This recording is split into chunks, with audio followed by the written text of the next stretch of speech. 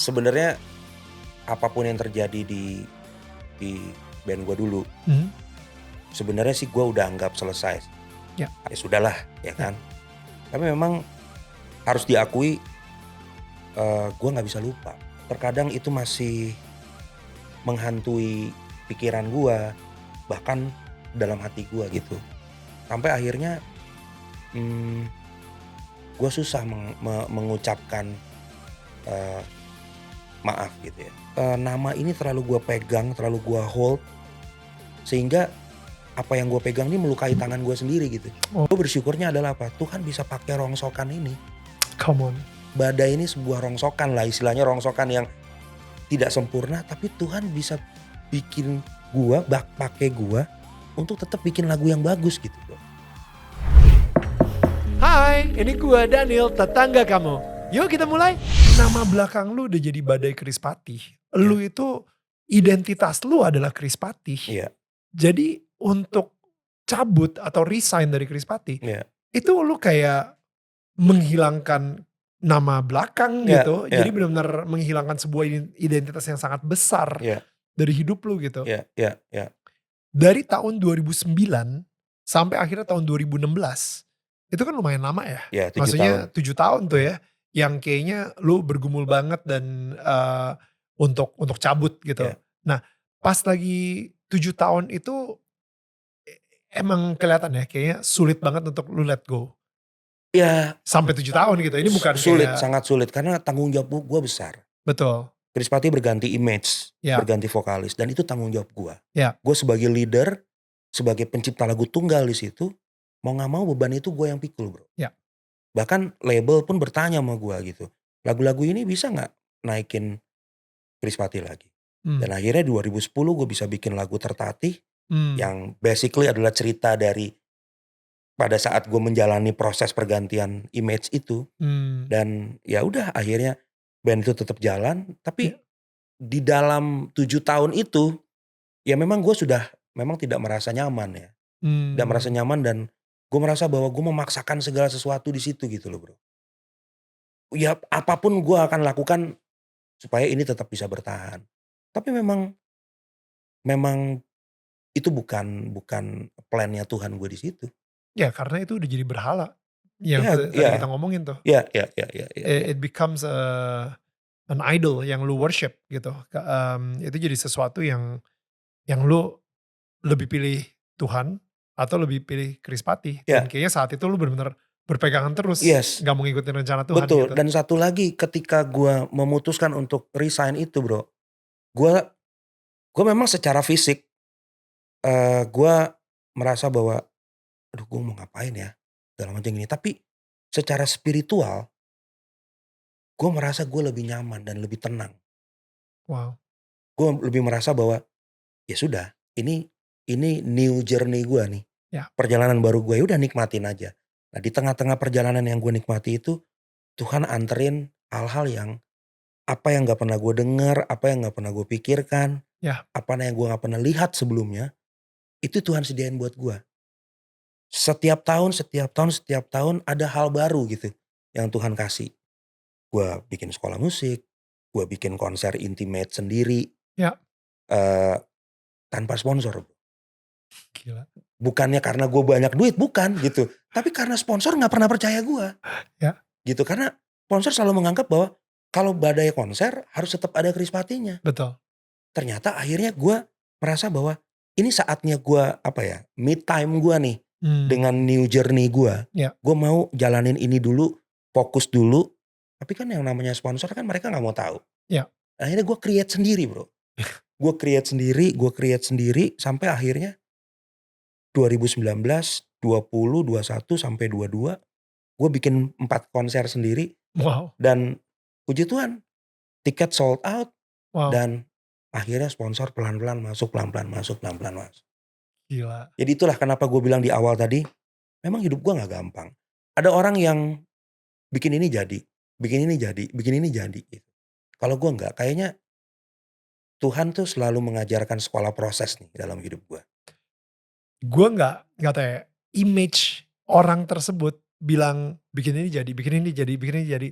Itu kan dari sosial medianya aja bro. Iya iya iya iya iya iya iya Iya kan? iya iya iya. Berapa banyak yang kita nggak tahu kalau misalnya Backstage-nya. iya, Iya iya behind iya. the scene-nya itu bikin ini gak jadinya lebih banyak daripada bikin ini Ya, jadi itu gitu. betul banget karena ada orang yang menganggap bahwa Mas Badai lagunya nggak pernah gagal. Ya, Padahal dalam hati gue banyak exactly. lagu gue yang gagal juga. Exactly, Iya gitu. exactly, exactly. Tapi kita tak, karena kita cuma denger ketika lagu itu udah sukses. Ya, ya, Jadi ya, ya, kita image-nya adalah ketika Badai lagi bikin lagu, ya, ya sukses terus. iya.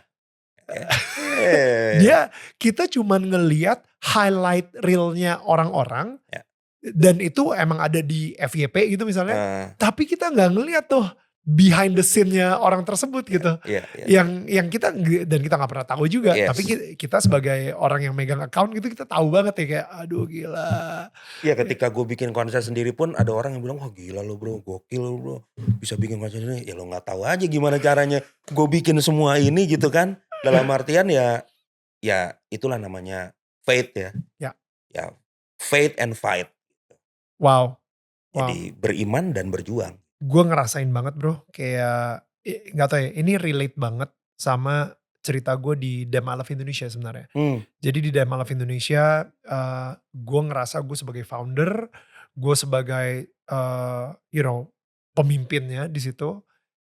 Tapi sebenarnya kan ada yang ngurusin operational, ya, GM-nya dan lain-lain. Nah, ya, gue sama dia itu, aduh sering gontok-gontokan banget gitu ya. ya. Sehingga itu menciptakan sebuah budaya yang cukup toksik antara Hmm, gue sama dia. hmm, Tapi sayangnya gue nggak pernah berani untuk speak up karena dia bikin si Dem I Love Indonesia ini sukses. hmm, Kalau misalnya sampai gue ngelepas dia, gue mikir Dem I Love Indonesia nantinya gak jadi sukses hmm, gitu. hmm. Jadi akhirnya gue tahan-tahanin. Padahal gue bener-bener ah, frustasi banget sama Oke. sama hubungan gue sama dia. Akhirnya itu jadi toxic banget. Akhirnya ketika kita pisah, sampai hari ini nih jujur kalau misalnya gue ketemu dia di mall, gue bingung Harus ngapain harus gitu. ngapain. Saking ada sebuah luka yang emang udah cukup dalam gitu. Hmm, Tiap hari, kalau nggak tiap hari juga sih, tapi maksudnya kayak sekarang nih gue lagi mikirin mikirin dia gitu ya, karena gue lagi ngebahas ini ke lu gitu ya. Gue nanya sama diri gue udah bener-bener maafin dia belum ya? hmm, Padahal setiap kali gue mikir, gue selalu yang oke, gue doain dia, gue Tuhan berkati hidup dia, gue melepaskan maaf ke dia, iya. apapun yang dia lakukan mudah-mudahan dia benar-benar terus ada di jalan Engkau Tuhan gitu kan. Tapi gue tahu gue juga saat itu juga masih muda dan Hmm, belum berpengalaman sehingga gue juga pasti menyakiti dia. ya, Walaupun gue sendiri juga disakitin.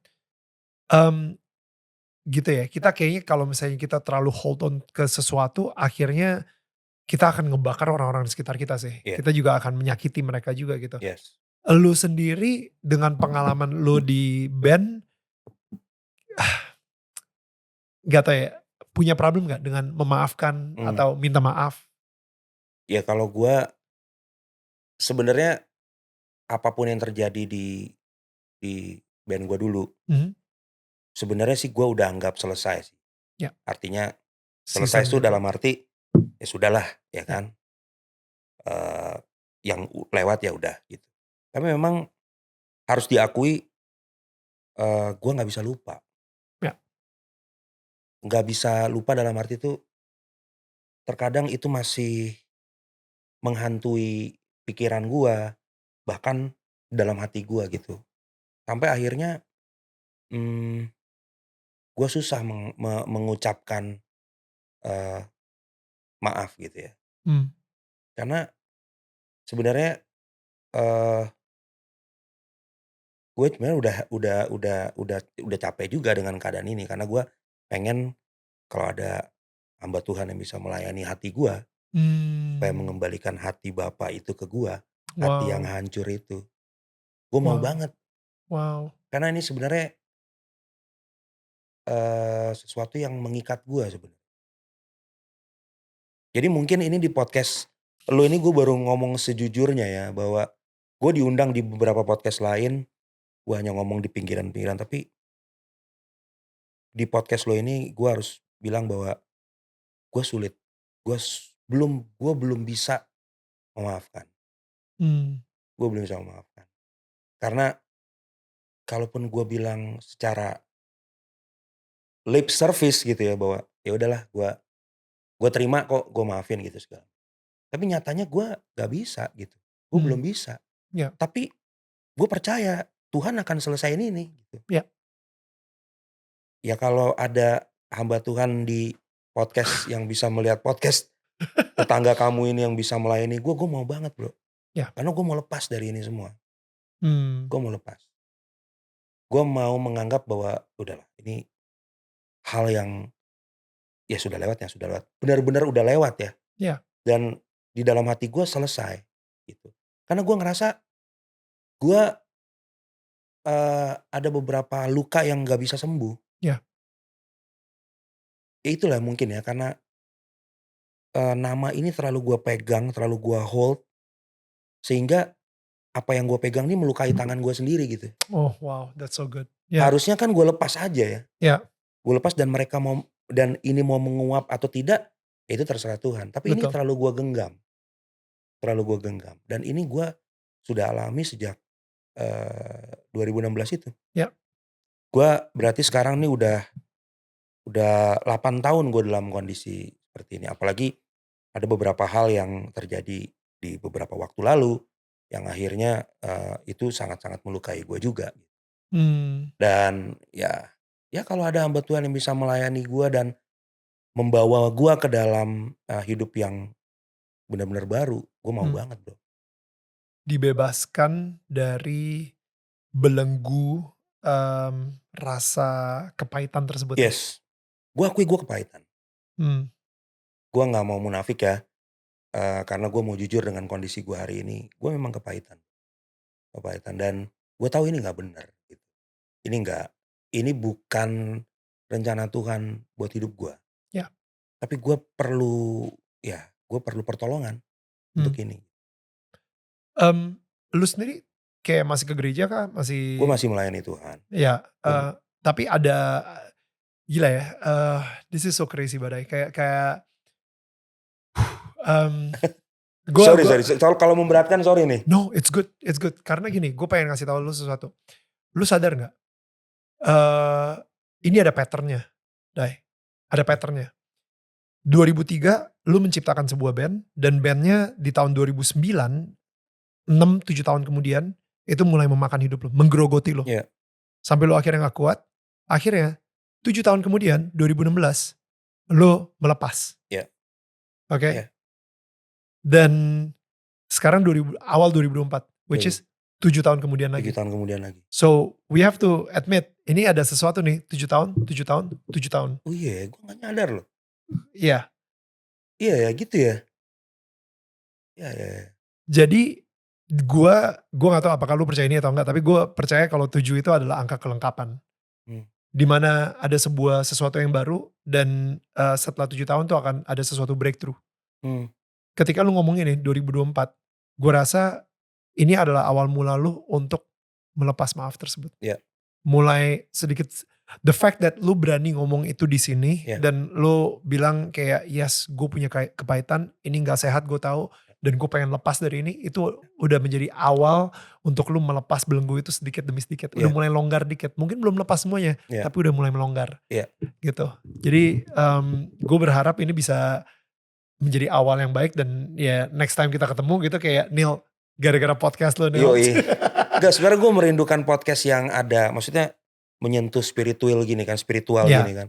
Karena selama ini kan gue diundang podcast untuk ngomongin perjalanan karir gue segala macam. Tapi ya hari ini gue mengatakan bahwa ya semoga memang, gue tahu ini adalah Tuhan membawa gue ketemu lo ini gitu kan. It's the beginning of your forgiveness journey. Untuk lo melepas kepahitan lo sedikit demi sedikit dan lain-lain gitu. Dan ya gue sendiri juga kalau misalnya ada tetangga kita yang ngerasa tergerak gitu ya. Dan tiba-tiba iya nih gue, you know what, doain badai dulu. Itu yang paling penting, doain dia supaya dia bisa melepas maaf tersebut. Dia bisa melepas kepahitan tersebut. Dan ya jangan sampai kepahitan ini menggerogoti dia dari dalam juga gitu. Karena, dan ini gue juga baru sadar sih men, kayak gila ya. ketika lu menciptakan sebuah album rohani, menciptakan tentang kehebatan Tuhan, tapi kalau misalnya dari hati yang penuh kepahitan, Iya. itu kan nggak you Iya know, ya, nggak benar-benar freeing gitu. betul. Jadi apa ya, mungkin gue mengandalkan kebisaan gue aja, Ya, membuat lirik, membuat kata-kata yang indah, ya, tapi sebenarnya gue nggak intuit di situ gitu. ya. Dan bahkan ini mungkin cuman sekedar pembuktian. Iya, pembuktian aja bahwa Ya, ya udah orang minta lagu rohani, ya udah gue bikin, oh gitu kan. wow, wow. Jadi gue nggak bener-bener, istilahnya gini, kalau kita baca firman, kita menghidupi firman itu juga. Ketika gue bikin lagu rohani, harusnya gue menghidupi lirik yang gue tulis toh. Ya, Tapi gue mengakui kok bahwa selama ini gue berusaha untuk menghidupi itu. Tetapi gue belum menghidupi yang apa yang gue tulis. Ini kalau kita hmm, bicara ya, lagu rohani ya. ya. Kalau kita bicara lagu cinta memang itu udah strategi bisnis gue gitu. Ya Tapi udah. kalau untuk lagu rohani kan gak gampang. Ya, Ketika kita melakukan membuat lagu pujian, membuat lagu penyembahan, ya, itu kan transfer energinya harus bener ke orang. betul, Supaya orang merasakan suara isi hatinya Tuhan melalui lagu itu. betul. Tapi dengan kondisi gue yang tidak baik, Hmm, dengan kondisi gue yang sampai hari ini yang gue ceritain ke lo ini, hmm, gue bersyukurnya adalah apa? Tuhan bisa pakai rongsokan ini, come on. bisa pakai rongsokan badai ini, sebuah rongsokan lah istilahnya, rongsokan yang tidak sempurna, tapi Tuhan bisa bikin gue, pakai gue untuk tetap bikin lagu yang bagus gitu bro. Gokil. Itu yang gue terima kasih banget sama Tuhan That's bahwa grace. Ya. itu anugerah terbesar dalam hidup gue yang sebenarnya gue gak layak terima, tapi Tuhan kasih. Hmm. Teori-teori untuk memaafkan lu sebenarnya udah tahu? Ya teori sih istilahnya memaafkan ya. Ya gue nggak terlalu tahu, tapi nyokap gue selalu ngomong begini. Nyokap gue selalu ngomong gini. Jangan kasih celah apapun di hidup kamu untuk sesuatu yang nggak penting. Sama seperti gini. Kalau gue berantem sama kakak gue atau berantem sama saudara gue, nyokap gue bilang gini, boleh berantem, boleh marah, tapi jangan sampai matahari terbenam. Hmm, hmm. Itu kan ada tuh Ada. di Amsal. Amsal ya, Mati. Mazmur gitu ya. Mazmur, iya Iya lupa itu gue. ya. Itu nyokap gue selalu ngomong gitu. Cuma prakteknya susah banget bro. Ya, Prakteknya susah banget. Tapi gue ya meyakini bahwa kenapa gue masih susah melakukan. Karena gue nggak meyakini kuncinya. Yaitu apa, melepaskan apa yang harus dilepaskan. Gue belum bisa percaya kalau gue bisa nggak memaafkan hal-hal yang udah terjadi dalam hidup gue. Gue sih nggak mengklaim lah, tapi mungkin leader-leader band yang selama ini dianggap orang, ya gue mungkin ada di posisi yang sama Ya. gitu. Tapi gue lepasin. Apa yang gue lepaskan itu adalah hal yang paling gue cintai. Oke. Makanya orang bilang, ah lu gila lu bego banget gitu. Ya sudah, berdiri sendiri aja gitu. Ya. Ya kan, mandiri dong gitu Ya, kan. ya.